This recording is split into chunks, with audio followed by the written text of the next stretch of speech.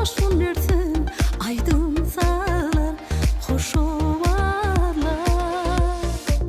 Bölümümde canım senin keşfin var, yüreğimde sana içme aşkım var. Sen ki evidim bu kömür göçmün ya sevin ya. Sonlarman soğuk derin güllerimi bir tutup koyverme canım ellerimi. Kıymayın bana var yar bu yolları senin bilen. Sonlarman soğuk derin güllerimi bir tutup koyverme canım ellerimi. Kıymayın bana var yar bu yolları senin bilen.